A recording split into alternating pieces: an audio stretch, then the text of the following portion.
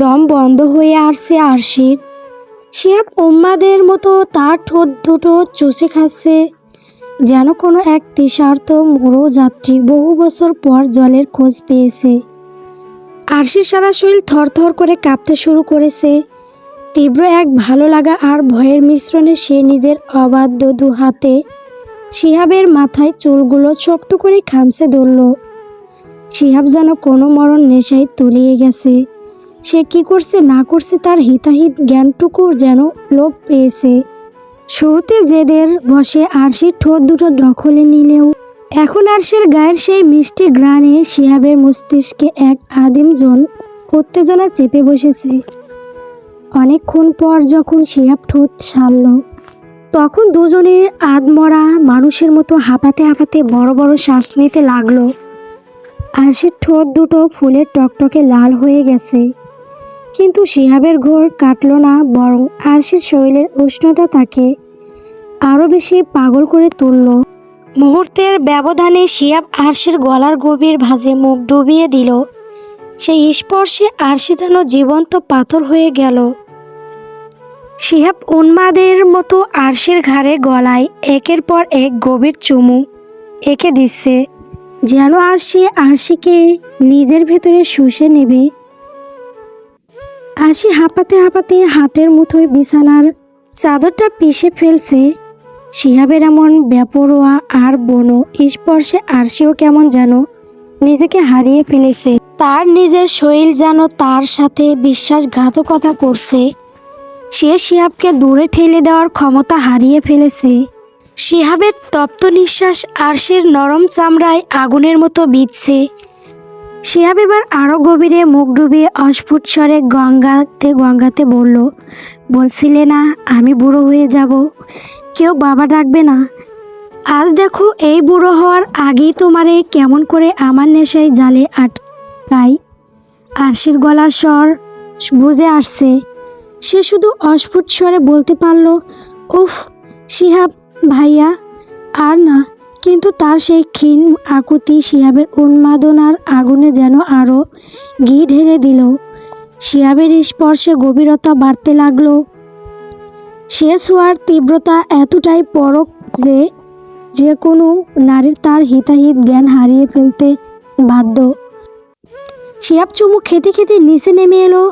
আরশির পেটের ওপর থেকে জামাটা সরিয়ে সেখানে মুখ ডুবিয়ে দিল।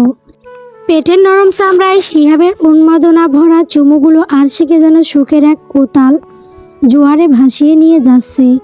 স্বামীর স্পর্শে যেন এতটা মাতাল করা হতে পারে, এতটা মধুমাখা হতে পারে, তা আরশি আজ প্রতি পদে পদে হাড় বাড়ে টের পাচ্ছে। হঠাৎ শিহাব এমন এক জায়গায় স্পর্শ করলো এবং এমন এক কাণ্ড করে বসলো যে আরশির চোখ দুটো বড় বড় হয়ে গেল। তীব্র এক আবেশে তার ঠোঁট কামড়ে এলো এবং চরম উত্তেজনা অতিশয্য আরশি নিজের নিয়ন্ত্রণ হারিয়ে শিহাবের কাঁধে সজোরে কামড় বসিয়ে দিল। সেই যন্ত্রণার সিলিক যেন শিহাবের মস্তিষ্কে বিদ্যুতের মতো কাজ করল। এক মুহূর্তেই সে থমকে গেল এবং তন্দ্রাচ্ছন্ন ঘর থেকে বাস্তবে ফিরে এলো। সে এতক্ষণ কি করছিল, কতটা বেপরোয়া হয়ে উঠেছিল ভাবতেই শিহাবের মাথায় যেন রক্ত চড়ে বসল। সে থরথর করে কাঁপতে থাকা আরশির দিকে তাকিয়ে দেখল আরশি এখনো চোখ বন্ধ করে জোরে আক্রান্ত রোগীর মতো হাঁপাচ্ছে। নিজেকে আর সামলাতে পারল না শিহাব। সে মুহূর্তের মধ্যে আরশির ওপর থেকে উঠে পড়ল এবং প্রায় দৌড়ে বেলকনিতে চলে এলো। বাইরের ঠান্ডা বাতাসে দাঁড়িয়ে সে বড় বড় শ্বাস নিতে লাগলো, যেন ভিতরের ওই আগ্নেয়গিরিটাকে শান্ত করার আপ্রাণ চেষ্টা করছে। নিজের হাতের ওপর নিজেরই রাগ হচ্ছে। কি করতে যাচ্ছিল সে? এই মেয়েটাকে তো সে ঘৃণা করার কথা ছিল, তবে কেন ওর শরীরের নেশায় সে এভাবে অন্ধ হয়ে গেল? আরশি বড় বড় শ্বাস নিতে নিতে ধীরে ধীরে চোখ খুলল। দেখল পাশে শিহাব নেই, জায়গাটা শূন্য। মুহূর্তের মধ্যে আরশি লজ্জায় আর আবেশে গুটিসুটি মেরে উল্টো দিক হয়ে শুয়ে পড়ল। শিহাবের সেই উন্মাদ করা স্পর্শগুলো এখনও তার শরীরের প্রতিটি কোষে শিরশিরানি জাগাচ্ছে। ঘাড়ের যেখানটায় শিহাব মুখ ডুবিয়েছিল সেখানটা যেন এখনো তপ্ত নিঃশ্বাসের তাপে পড়ছে। আরশির অজান্তেই ঠোঁটের কোণে এক চিলতে মিষ্টি হাসি ফুটে উঠল। বুকের ভেতরটা কেন জানি এক অদ্ভুত সুখে ভরে গেছে।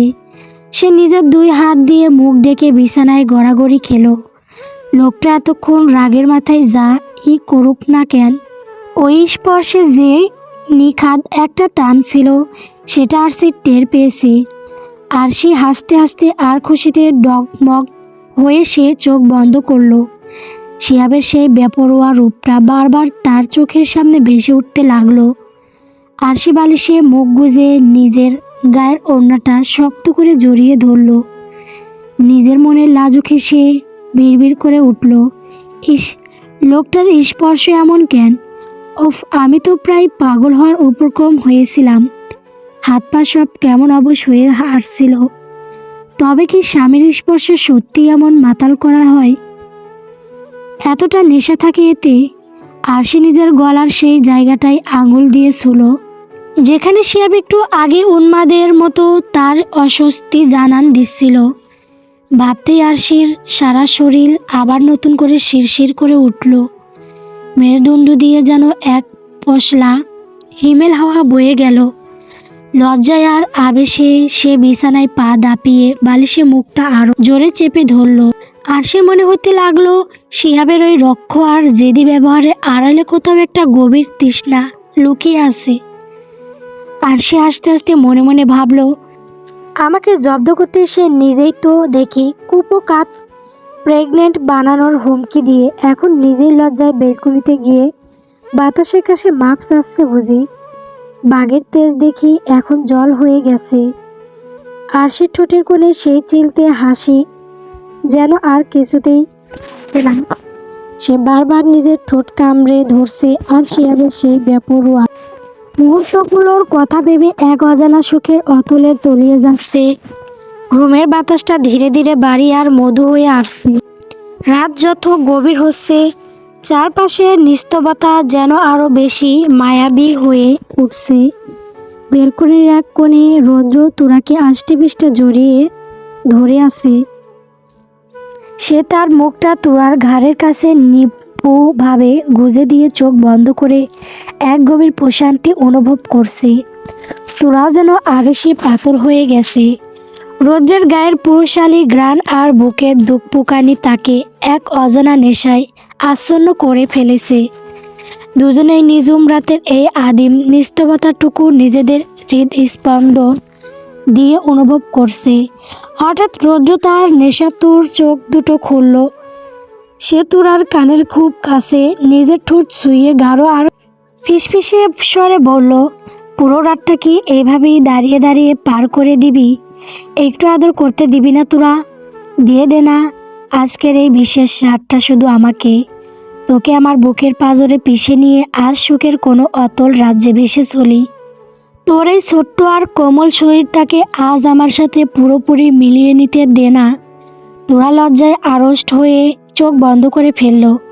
ঠিক সেই মুহূর্তে রৌদ্র আবারও একদম তোরার কানের লতি স্পর্শ করে তপ্ত নিঃশ্বাস ছেড়ে ফিসফিস করে বলল, চল না তোরা, হারিয়ে যাই দুজনে মিলে এক অগাধ সুখের নদীর, যেখানে শুধু তুই আর আমি বাসব। একে অপরের তপ্ত নিঃশ্বাসগুলো খুব কাছে থেকে অনুভব করব। আজ রাতটা শুধু আমাদের হোক। রৌদ্রের এমন তৃষার্ত কথাগুলো শুনে তুরার মনে হলো লজ্জায় তার কান দিয়ে এখনই গরম ধোঁয়া বের হতে শুরু করবে। শরীরের ভিতরে এক বিচিত্র শিহরণ ধমিতে রক্ত চলাচলের গতি বাড়িয়ে দিল। তুরা সহ্য করতে না পেরে এক ঝটকায় রৌদ্রকে ধাক্কা দিয়ে রুমে চলে এলো। খাটের কিনারা শক্ত করে ধরে বড় বড় নিঃশ্বাস নিতে লাগলো। হৃৎপিণ্ডটা যেন বুকের পাঁজর ভেঙে বেরিয়ে আসতে চাইছে। রৌদ্র হার মানার পাত্র নয়। সে বাঘের মতো ধীরে পায়ে রুমে এলো এবং পিছন থেকে তুরাকে আবারও নিজের বুকের মাঝে আষ্টে পৃষ্ঠে জড়িয়ে ধরল। তুরার ঘাড়ের খাজে মুখ ডুবিয়ে গভীর আর দীর্ঘশ্বাস নিতে লাগলো। তুরা হাঁপাতে হাঁপাতে আর্তনাদ করার মতো স্বরে বলল, আমার কেমন জানি লাগছে রৌদ্র, প্লিজ আপনি দূরে যান। রৌদ্র তুরার আকুতি শুনে থামল না, বরং তুরার কানের লতিতে আলতো করে একটা কামড় বসিয়ে নেশামাখা গলায় বলল, কেমন লাগছে বউ? খুব বেশি ভালো নাকি খুব বেশি ভয়? তুরা দিশেহারা হয়ে নিজের শাড়িটা হাতের মুঠোয় খামছে ধরল, কাঁপতে কাঁপতে বলল, জানি না, প্লিজ আপনি দূরে যান। রৌদ্র এবার তুরাকে নিজের দিকে ঘুরিয়ে নিল, আঙুলের ডগা দিয়ে তুরার থতনিটা উঁচু করে ধরে সরাসরি চোখের দিকে তাকালো, যে চোখে এখন এক আদিম তৃষ্ণা। রৌদ্র গম্ভীর স্বরে বলল, এখনো তো কিছুই করলাম না, তাতেই তুই এমন হাঁপাচ্ছিস কেন? তোরা কোনো উত্তর দিতে পারল না, শুধু আবেশে চোখ দুটো বুজে ফেলল। রৌদ্র ধীরে ধীরে তুরার গলার থাকা ভারী গয়নাটার হুক খুলতে লাগলো। গয়নার শীতল স্পর্শ আর রৌদ্রের আঙুলের ছোঁয়ায় তুরা অস্ফুট স্বরে বলল, হ্যাঁ, আপনি আমার গয়না খুলছেন কেন? রৌদ্র তুরার কানের ঝুমকোটা আলতো করে খুলতে খুলতে নেশাতুর কণ্ঠে বলল, তোকে নিয়ে সুখের নদীতে ভাসবো বলেছিলাম না? বাড়ি গয়না পরে কি আর অতল গভীরে যাওয়া যায়? তুরার কোনো প্রতিবাদ করল না। রৌদ্র একে একে তুরার শরীর থেকে সব গয়না সরিয়ে ফেলল। রৌদ্রের প্রতিটি স্পর্শে তুরা যেন কোনো এক মায়াবী ঘোরে তলিয়ে যাচ্ছে। তুরার শরীর যেন নিজের অজান্তেই রৌদ্রের আরও কাছে যেতে চাইছে। এক সময় তুরা নিজেকে আর সামলাতে পারল না। সে দু হাতে রৌদ্রকে শক্ত করে জড়িয়ে ধরে রৌদ্রের বুকে মুখ গুজে বলল, উফ, আপনার স্পর্শে আমি সত্যি পাগল হয়ে যাচ্ছি। রৌদ্রের ঠোঁটের কোণে এক জয়ী হাসি ফুটে উঠল। সে এক টানে তুরার পিঠের ব্লাউজের ফিতাটা আগলা করে দিল। সেই উন্মুক্ত পিঠের নরম চামড়ায় নিজের তপ্ত ঠোঁট ডুবিয়ে নাকের ডগা ঘষতে ঘষতে রৌদ্র ফিসফিস করল, তাই কতটুকু পাগল হয়েছিস শুনি? রৌদ্রের সেই শীতল ঠোঁটের সোয়াট তুরা শিউরে উঠল। সে রৌদ্রকে আরও মরণপণে আগড়ে ধরে হাঁপাতে হাঁপাতে বলল, অনেক অনেক বেশি। রৌদ্র, আমাকে আজ আপনার করে নিন, আমি আজ সহ্য করতে পারছি না। রৌদ্র যেন হাতে আকাশের চাঁদ পেল। মুহূর্তের মধ্যে সে তুরাকে এক ঝটকায় পাজা কোলে করে তুলে নিল।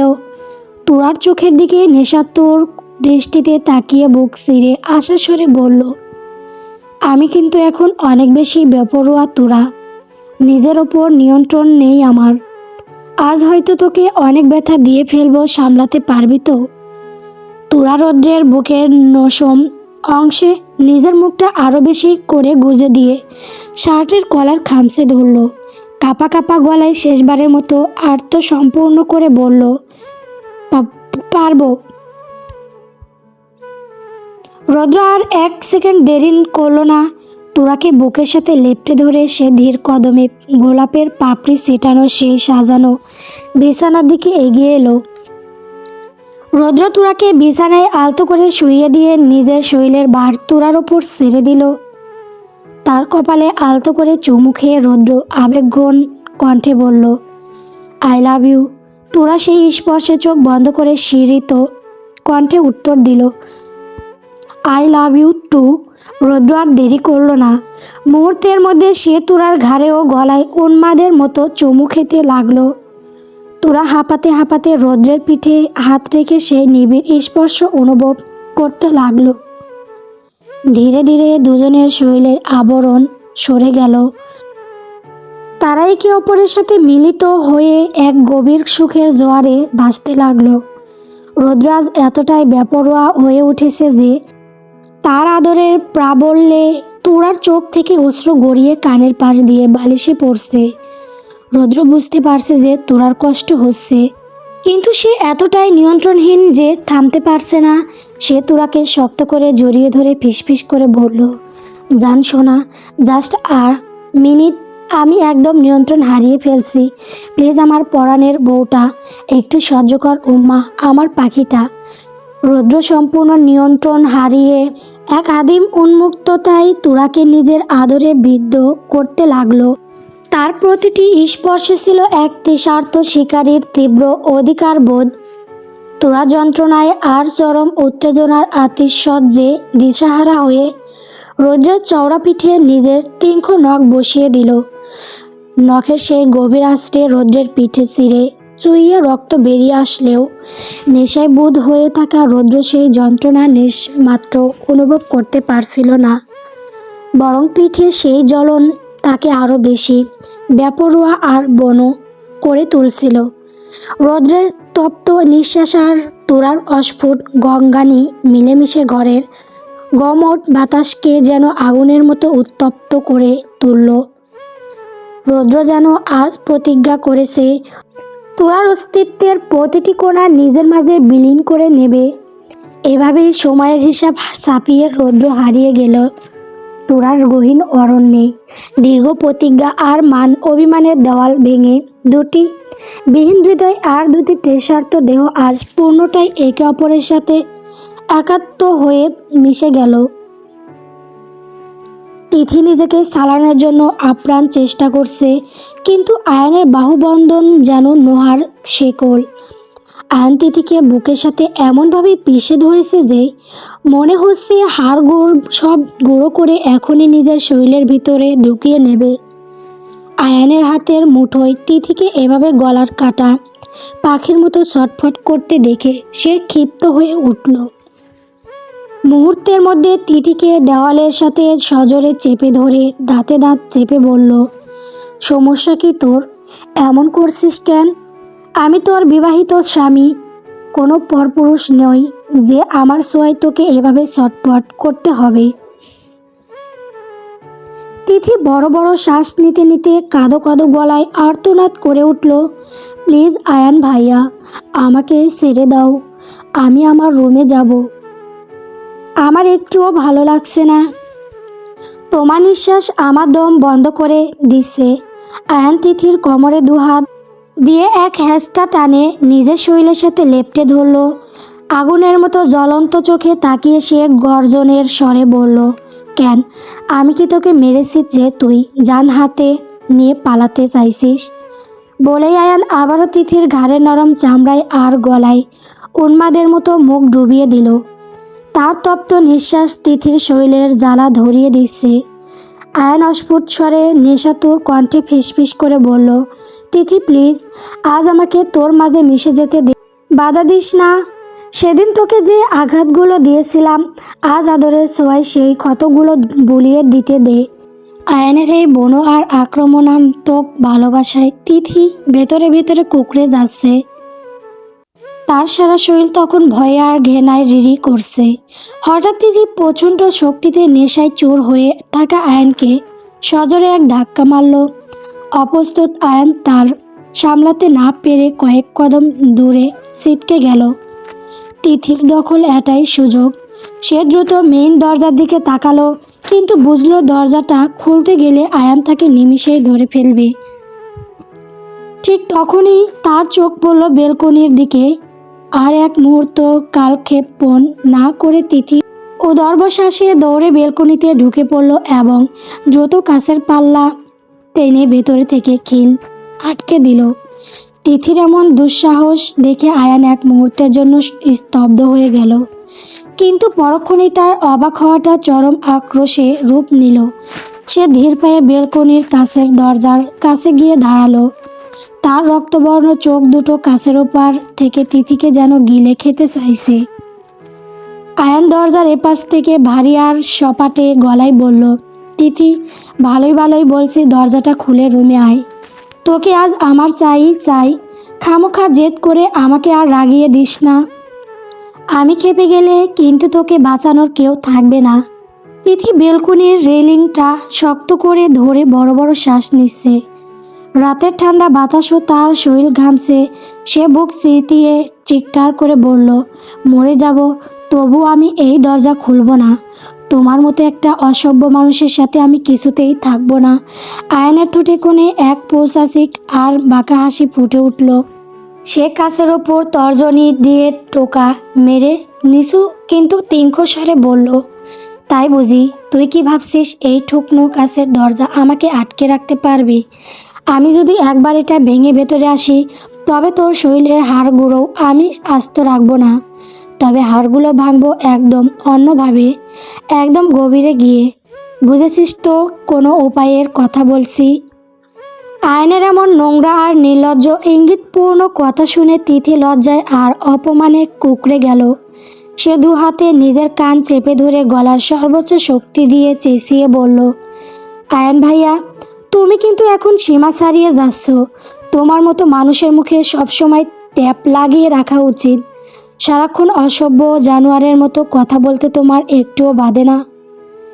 ভেতর থেকে আয়ান এবার দাঁতে দাঁত চেপে চরম উন্মাদনায় ফেটে পড়ল।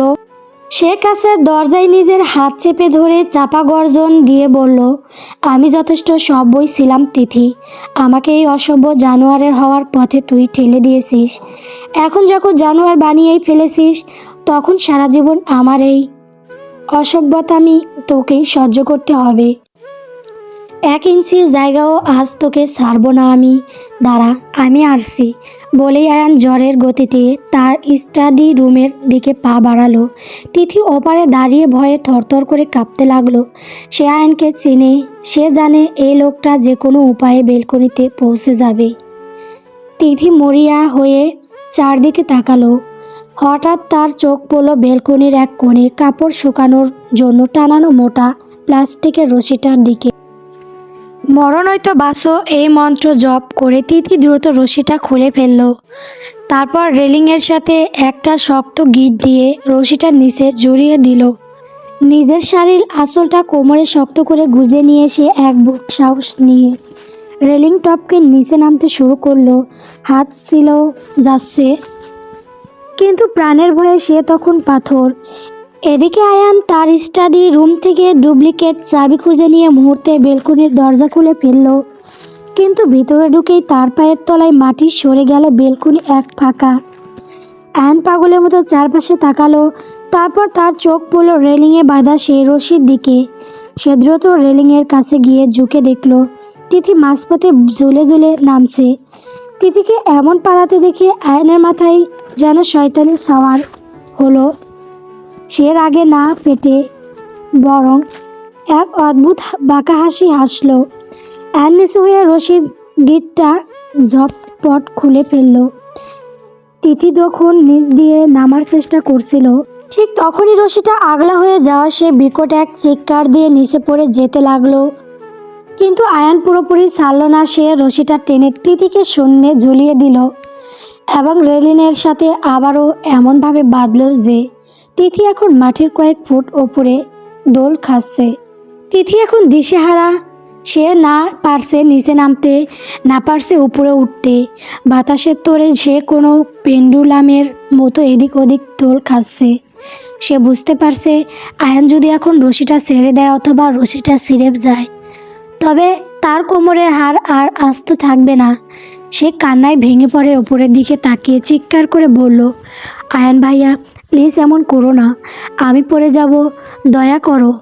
আয়ান রেলিংয়ে হাত রেখে ওপর থেকে তিথির এক অসহায়ত্ব উপভোগ করতে করতে ঠান্ডা গলায় বলল, কি বললি? পালাবি?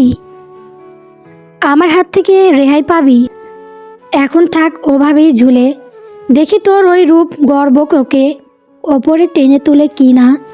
তিথি এখন শূন্যে ঝুলে থাকা অবস্থায় ডুগরে কেঁদে উঠল। তার দু হাতে রশি ধরার শক্তি ফুরিয়ে আসছে। সে ভিজে গলায় আর্তনাদ করে বলল, আয়ন ভাইয়া, কেন এমন করছো তুমি? তুমি তো আমাকে কোনোদিন সহ্যই করতে পারো না, দু চোখে দেখতে পারো না, তবে কেন আজ আমার শরীরটা এভাবে চাইছো? আয়ন রেলিংয়ে হেলান দিয়ে একদম স্বাভাবিক কিন্তু গম্ভীর কণ্ঠে জবাব দিল, কারণ তুই আমার বিবাহিত স্ত্রী তিথি।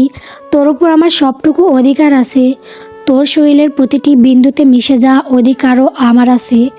তিথি কান্নার তোরে হিক্কা তুলে বলল, কিন্তু তুমি তো বলেছিলে আমাকে কোনোদিন বউ হিসেবে মানবে না, তাহলে আজ কেন এই কথা বলছো?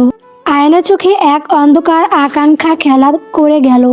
সে নিচু হয়ে তিথির দিকে তাকিয়ে বাঁকা হাসে বলল, মানি না বলেছিলাম, কিন্তু কোনোদিন মানব না এমন কথা তো বলিনি।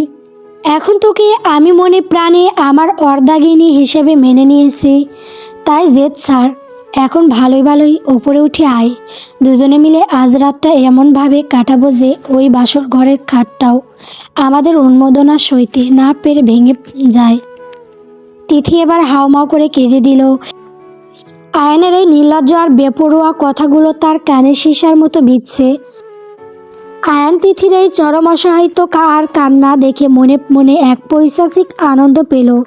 সে রেলিংয়ের উপর তালের সাথে হাত চাপড়ে চাপড়ে বলল, দিও না গো বাসর ঘরে তিথিকে আর জ্বালা, অন্ধকারে বন্ধ ঘরে সইবে না এই পালা।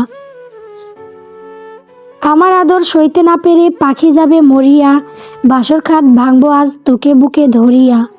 এই লাইনগুলো বলেই আয়ান হঠাৎ রেলিংয়ের ওপর দিয়ে নিচের দিকে ঝুঁকে ঝুলে থাকা তিথিকে খুব আদরে গলায় ডাক দিল, তিথি। তিথি কাঁদতে কাঁদতে আর অপমানে জ্বলে উঠে রাগে চোখে ওপরের দিকে তাকিয়ে চিৎকার করে বলল, কি? আয়ান এক মুহূর্তে সময় নিল, তারপর তিথির দিকে তাকিয়ে একটা বাঁকা চোখে টিপে বাতাসে একটা ফ্লাইং কিস ছুঁড়ে দিয়ে নেশাতুর কণ্ঠে বলল, আই আদর ইউ। আয়ানের এমন নির্লজ্জ রসিকতা দেখে তিথির পিত্তি জ্বলে গেল। সে রাগে আর যন্ত্রণার রশিটা আরও শক্ত করে খামচে ধরল। আয়ানের মুখে জামাত ঘষে দেওয়ার জন্য সে গলার সর্বোচ্চ শক্তি দিয়ে ঘেন্না করে পাল্টা জবাব দিল, আই ইউ। আয়ান এই কথা শুনে বিন্দুমাত্র রাগল না, বরং তার শয়তানি হাসিটা আরও চওড়া হলো। সে নেশায় ঘরে থাকা দৃষ্টিতে তিথির দিকে তাকিয়ে দাঁতে ঠোঁট চেপে বলল, আই দেখাই। তিথি অবাক আর আতঙ্কিত হয়ে আবারও জিজ্ঞেস করলো, কি দেখাবেন? আয়ান এবার একদম নিচু হয়ে রেলিং থেকে তিথির দিকে ঝুঁকে ফিসফিস করে বলল, আমার। আয়ানের কথা শুনে তিথির গা গিন গিন করে উঠল। সে ওপরের দিকে না তাকিয়ে বরং নিচের দিকে মুখ করে রাগে থুতু ফেলল। তারপর দাঁতে দাঁত চেপে প্রচণ্ড ঘেন্না ভরে কিস করে বলল, ওয়াক থু। তোমার কি একটুও লজ্জা করে না এসব বলতে? আয়ান এবার রেলিংটা দুই হাতে লোহার মতো শক্ত করে চেপে ধরল। তিথির মুখে এমন কথা শুনে তার মাথার রগগুলো রাগে দপদপ করতে লাগলো। সে ওপর থেকে নিচের দিকে ঝুঁকে তীক্ষ্ণ আর আক্রমণাত্মক গলায় গর্জে উঠল, ওরে শালির বাচ্চা শালি রে, আগুনে কেরাসিন ঢেলে দিয়ে আবার কষ তোমার লজ্জা করে না? তোরে খালি একবার বিছানায় পাইলা নই, দেখ তোর কি অবস্থা করি আমি। তিথি আর কোনো কথা বলল না, রাগে ঘেন্নায় ফুসতে ফুসতে রশি আঁকড়ে ঝুলে রইল। আয়ান উপর থেকে ওর এই জেদ দেখে বুঝে নিল যে সহজে কাজ হবে না। তিথি যে রীতিমতো ঘাড় তেরামি করছে সেটা আয়ানের মাথায় চড়ে বসলো। মুহূর্তের মধ্যে আয়ান নিজের গায়ের শার্টের বোতামগুলো এক এক করে ছিঁড়ে ফেলার মতো করে খুলে ফেলল এবং শার্টটা দূরে ছুঁড়ে মারল। তিথি আর চোখে ওপরের দিকে তাকিয়ে আয়ানের পেশিবহুল অনাবৃত বুক আর কাঁধ দেখে কুঁকড়ে গেল। ভয়ে আর অস্বস্তিতে তোতলাতে সে জিজ্ঞেস করলো, তুমি শার্ট খুললে কেন? আয়ান তখন রেলিংয়ে বাঁধা রশির গিঁটটা খোলার উপক্রম করছে। সে বাঁকা হেসে অত্যন্ত ঠান্ডা আর নেশাতুর গলায় বলল, কি করব বল? নিজের যখন ওপরে আসবি না তখন তো আমারই তোর কাছে যেতে হয়, তাই আমি আসছি নিচে। আর শার্ট কেন খুললাম জানিস?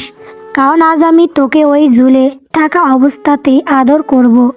রশি বেয়ে নিচে যাওয়ার পর তো আর শার্ট খোলার মতো হাত খালি থাকবে না, তাই আগেই নিজেকে তৈরি করে নিলাম। তিথি আতঙ্কে স্তব্ধ হয়ে গেল। আয়ান রশিটা নিজের এক হাতে পেঁচিয়ে ধরে আরও নিচু হয়ে ফিসফিস করে বলল, আজ পাটিকারা জানবে আমি আয়ান খান তোকে মাঝ আকাশে ঝুলে আদর করেছি। আজ তোর কোনো বাহানা, কোনো দেওয়াল আমাকে আটকাতে পারবে না। তৈরি হ তিথি, তোর যমদূত আসছে। কথাটা বলে আয়ান কোনো পরিণতির কথা না ভেবে রেলিং টপকে এক লাফে রশিটা হাতে পেঁচিয়ে নিয়ে নামতে শুরু করলো। তিথি ভয়ে আর চরম আতঙ্কে চোখ দুটো শক্ত করে বন্ধ করে দিল। আয়ান যে এতটা বেপরোয়া আর নির্লজ্জ হতে পারে তা তিথি আজ হারে মর্যায় টের পাচ্ছে।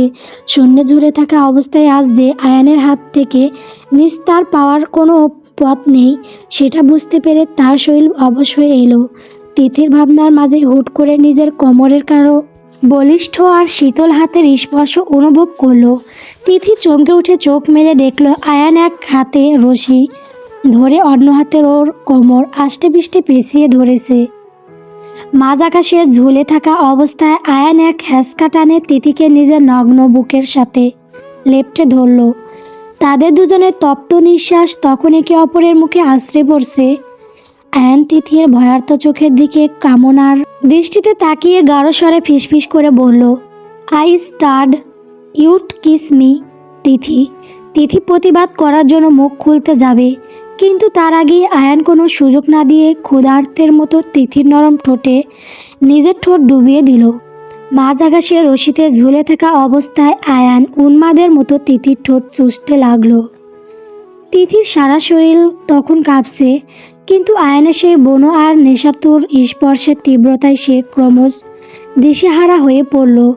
রাতের শীতল হাওয়া দুলতে থাকা দুটি শৈল যেন আগুনের উত্তাপে একে অপরকে পুড়িয়ে দিচ্ছে। আয়ান যেন আজ প্রতিজ্ঞা করেছে এই শূন্যতাতেই তিথির সবটুকু অহংকার নিজের করে নেবে। গল্প নির্লজ্জ ভালোবাসা পরবর্তী পর্ব পাওয়ার জন্য অবশ্যই আমার চ্যানেলটিকে সাবস্ক্রাইব করবেন। ধন্যবাদ সকলকে।